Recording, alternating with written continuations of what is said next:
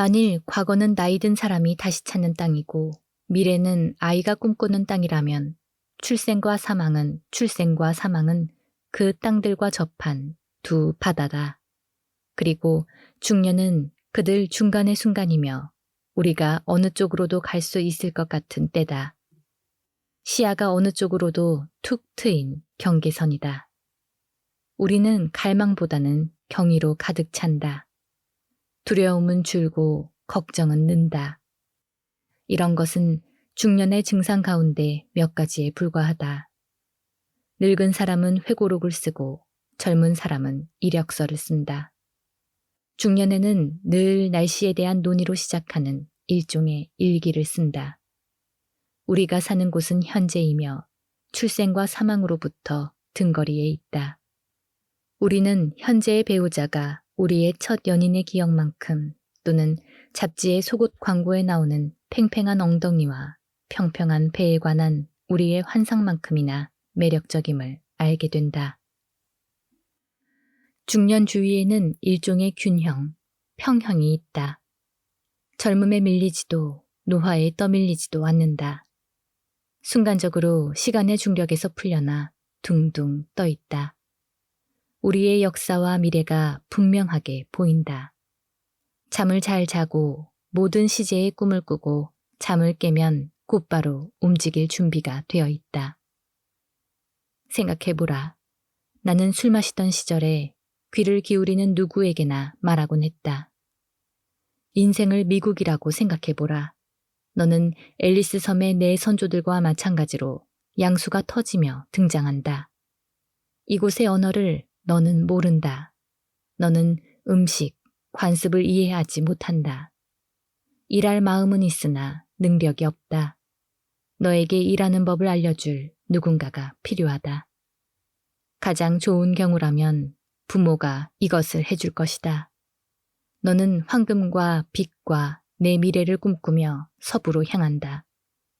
포코노 산맥 어디에선가 여자를 만난다. 오하이오에서는 실용적인 지식이나 세상 물정을 주워 듣는다. 어쩌면 멤피스나 뉴올리언스로 우회하여 속성으로 안락을 얻을 수도 있고 북쪽으로 가 미시간에서 이동 중인 연어를 낚을 수도 있지만 그러나 서쪽으로 가고자 하는 젊음의 다급한 마음 때문에 절대 너무 멀리 벗어나 너무 오래 헤매지는 않는다. 캘리포니아는 황금과 더불어 기억에 남을 만한 섹스가 있는 곳이다. 캘리포니아는 할리우드이고 천사들의 도시다. 그곳은 거기 도착해보면 바로 눌러앉고 싶은 곳이다. 어쩌면 세인트루이스에서 강을 건널 때면 펜실베니아에서 처음 어울린 여자애가 너처럼 유행의 첨단을 걷는 사람에게는 약간 뒤처져 보인다는 생각이 들지도 모른다. 아니면 옛날 살던 동네 출신의 남자 때문에 또는 로키 산맥 출신의 돈 많고 말이 번드르르한 남자 때문에 그 여자 쪽에서 너를 차버릴지도 모른다. 너는 그까짓것 사라져서 속 시원하다 하고 가볍게 여행하며 절대 뒤돌아보지 않는다. 라스베이거스에서 너는 약간 정신을 잃고 아무하고나 자고 컨버터블을 사고 손실을 본다. 사막으로 차를 몰고 나갔을 때 너 자신이 너의 최대의 적이라는 생각이 든다. 옛날 동네 사람들이 생각난다. 나이 많은 사람들은 이제 죽어가고 있거나 죽었다. 첫사랑의 몸이 계속 기억난다. 장거리 전화를 여러 번 한다. 평생 처음으로 속도를 늦추고 천천히 그랜드 캐년을 통과하고 내가 네 나이 때는 이나 지금으로부터 20, 30년 전에는 이라는 말이 들어간 문장을 많이 사용하기 시작한다. 너무 아름다운 날들이 많아 죽음이 찾아올 것이라는 사실이 안타깝다. 사막이나 산맥이나 광야에서 죽지 않으면 너는 캘리포니아에 들어서게 된다. 이제는 전과 달리 어떤 것도 중요해 보이지 않는다. 너는 네 말을 들어주는 누구에게나 결국 그곳은 결코 목적지가 아니었다고 말한다. 중요한 것은 내가 출발한 곳이었고 그곳으로 가는 과정이었다.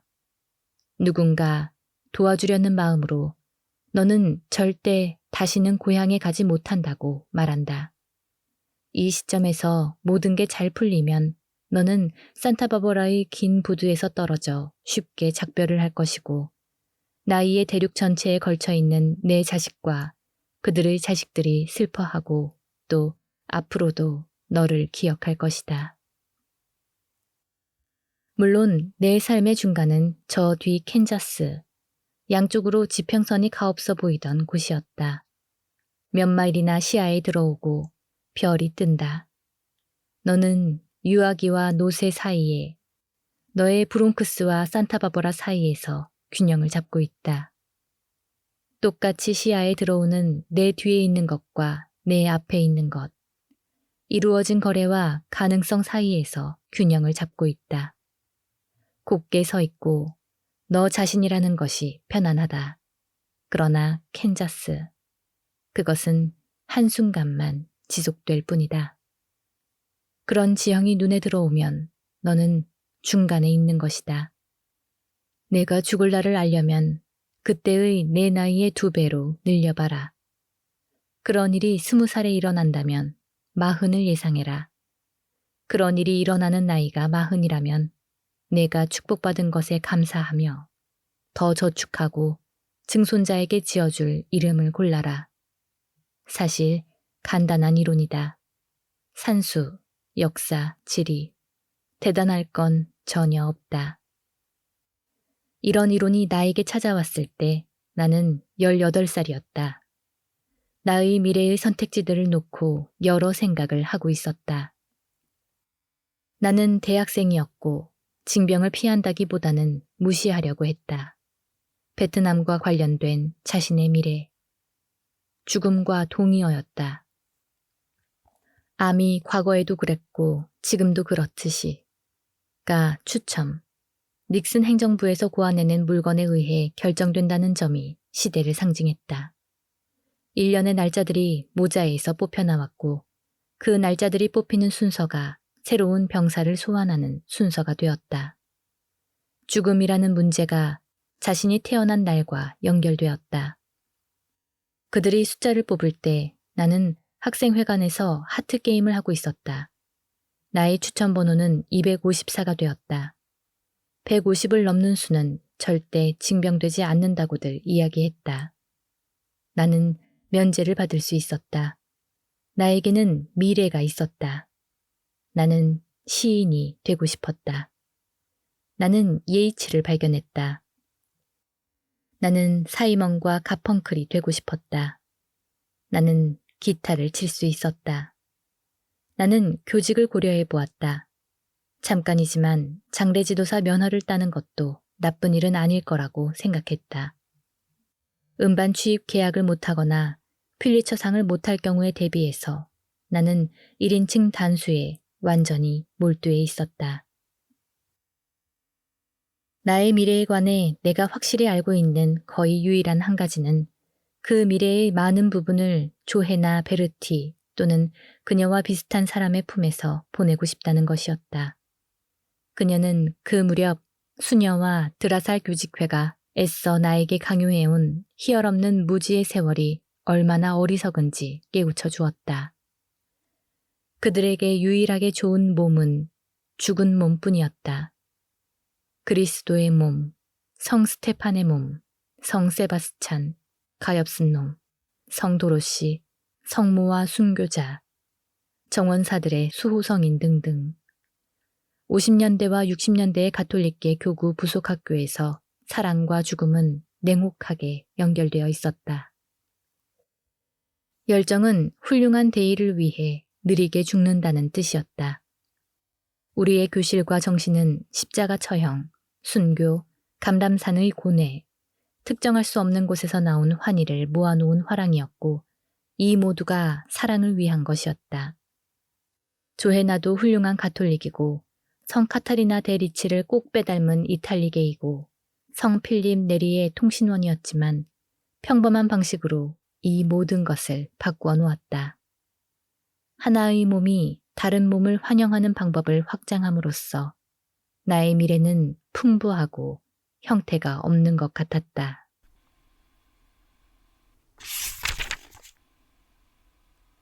당시 나는 아버지의 장례식장에서 살고 있었다. 지금 내가 소유하고 운영하는 곳이 아니라 그 전에 아버지가 운영하던 장례식장이었다. 나는 밤이면 사망 전화를 받고 처리를 하러 나가곤 했다. 어느 날 밤 한 여자가 전화를 걸어 아이들이 스스로 목숨을 끊었고 지금 카운티 검시관에게 가고 있는데 그곳에서 아침에 부검을 할 예정이니 그때 가서 주검을 챙겨줄 수 있겠느냐고 물었다.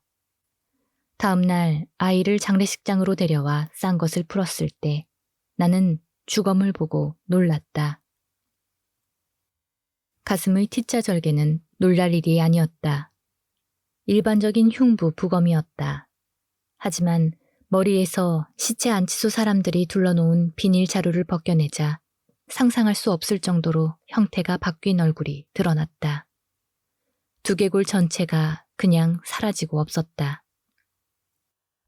아이는 술에 취해 헤어진 여자친구 집으로 갔다. 소문에 따르면 그녀는 한두 주 전에 그와 헤어졌고 아이는 요즘 같으면 스토킹이라고 부를 만한 방식으로 그녀의 삶 주변을 우울하게 어슬렁거렸다. 아이는 술을 너무 많이 마셨다. 그녀의 집으로 가서 다시 받아들여 달라고 애원했다. 물론 그녀는 받아들이려 하지 않았고 받아들일 수 없었고 그냥 친구 사이가 되고 싶었다 등등. 그래서 아이는 집 안으로 들어가서 그녀의 부모 방으로 달려 올라가 장에서 사슴 사냥용 라이플을 꺼내 침대에 누워 총구를 입에 넣고 엄지발가락으로 방아쇠를 당겼다. 그것은 아이의 전 여자친구의 말에 따르면 주목할 만한 행동이었다. 내 앞에 놓인 테이블에서 그 행동을 생각해 보다가 이 친구는 우스꽝스러워 보인다. 그런 생각이 들었다. 그의 얼굴은 폭발의 힘 때문에 바로 콧마루 위에서 둘로 쪼개져 있었다. 그는 달구지에서 떨어진 멜론, 이웃 사내 아이들이 부순 호박처럼 보였다. 뒤통수는 아예 없었다. 내 눈앞에는 자신을 기억해 주기를 바라는 여자한테 메시지를 전달하기 위해 주목할 만한 방식으로 자신을 죽인 젊은 남자가 있었다. 틀림없이 그녀는 아이를 기억하고 있을 것이다. 나도 물론 기억한다. 하지만 메시지 자체는 대수롭지 않았고 의미심장하게 막연해 보였다. 아이는 영원히 죽고 싶었던 것일까? 아니면 그냥 고통으로부터 떠나고 싶었던 것일까? 아이가 분명하게 말한 것은 나는 죽고 싶었다는 것뿐인 듯하다. 나머지 우리가 하는 말은 오 라는 외마디뿐이고 하지만 내 기억 속에는 한쪽 눈은 동쪽을 바라보고 다른 쪽 눈은 서쪽을 바라보는 모습이 박혀 있다. 무기의 힘에 의한 얼굴을 분리로 이룩해낸 관점이었다. 이런 시점은 균형 잡힌 시야를 줄 것 같았다.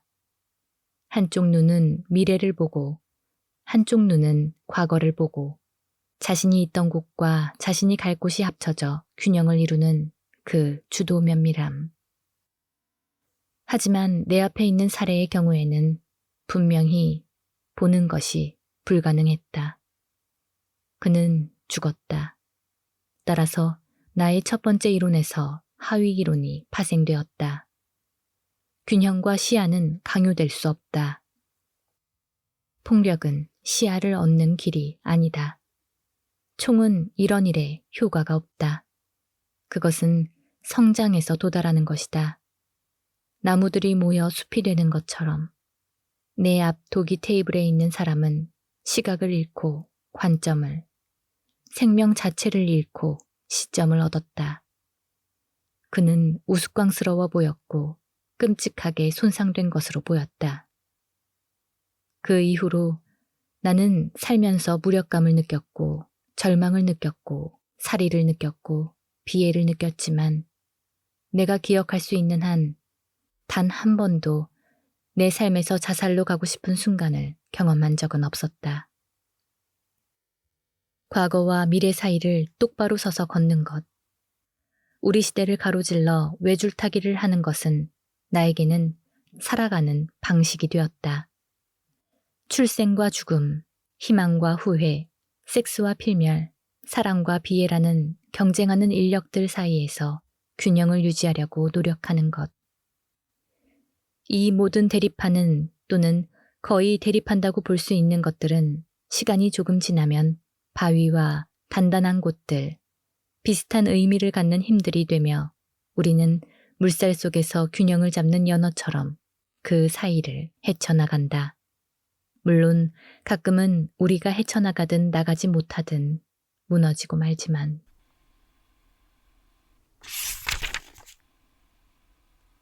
나에게 그런 일이 일어난 것은 몇 년 전 어느 밤이었다. 우리가 막 사랑을 나누었다는 이야기는 할 필요가 없을까? 그녀는 내 옆에 누워 담배를 피우고 있었다. 나는 팔꿈치에 몸을 기대고 창밖을 내다보고 있었다. 화요일이었고 달빛이 환했다. 10월 말이었고 만성절 전야였다.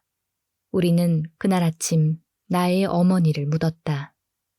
우리는 잿빛 오전 중반에 성묘에 서서 관이 지하 납골소로 들어가는 것을 지켜보았다. 암으로 죽은 한 선한 여자의 죽음에 상심한 무리. 그녀의 몸은 사제들이 내는 소음과 낙엽과 백파이프의 슬픈 저음 밑에 묻혔다. 긴 하루였다. 나는 어머니의 목소리를 기억하려고 노력했다. 종양이 그녀에게서 그것을 조금씩 앗아갔다. 이제 그녀의 목소리를 다시는 들을 수 없을 것이기 때문에 나는 공황에 빠지기 시작했다. 지혜가 가득하고 안전한 느낌이 울려 퍼지는 듯한 부드러운 콘트랄로의 목소리. 그리고 거기서 그 밤에 잠시 나는 그것을 모두 볼 수 있었다. 나에게 생명을 준 여자의 죽은 몸과 내가 살아있다고 느끼게 해주는 여자의 나긋나긋한 몸 사이에서 나는 출생으로 거슬러 올라가는 나의 역사를 보았고 죽음으로 끝날 미래를 보았다. 그 순간에 양옆에 있는 삶은 오로지 비탄과 애정, 로맨스와 상처, 웃음과 울음, 경야와 고별, 사랑 나눔과 기쁨 뿐이었다. 캔자스처럼 보이는 풍경 사이에 있는 수평으로 놓인 신비들이었다. 나는 비통과 욕망에 압도당했다. 나를 낳아준 어머니에 대한 비통, 죽을 때까지 내 곁에 있을 여자에 대한 욕망, 그런 순간에 과거는 인력을 잃고 미래는 공포를 잃는다. 그 10월에 나는 41살이었다. 지금도 그런 수학 또는 지리 또는 대수나 생물학을 헤아려 보고 싶은 유혹을 가끔 느낀다. 삶의 현실들을 어울리는 어떤 패러다임에 살살 집어넣고 싶은 유혹. 그건 그냥 이런 것이고 저건 그냥 저런 것이라고 말하고 싶은 유혹. 하지만 나를 사랑했던 두 여자의 나에 대한 애정. 내가 잘 알고 있는 애정 사이에 둥둥 떠 있던 그 밤 이후 숫자와 쉬운 모델을 즐기던 마음은 사라졌다. 삶의 과학이 나에게 가르쳐 줄 것이 여전히 더 많았다. 수정과 예측은 시간 낭비처럼 보인다. 과거와 미래를 좌지우지하고 싶기는 하지만 내가 살고 있는 그 순간이 내가 가진 순간이다. 그 순간이 나에게 가르치는 것은 이런 것이다. 구름이 달의 얼굴 앞에 떠 있고 빛이 구멍을 파낸 호박머리 안에서 깜빡이고 잎들이 바람의 제멋대로 움직이고 성자들이 이름 없이 지나가고 사랑은 위로를 주고 영혼은 몸이 닿는 곳 너머에서 노래한다.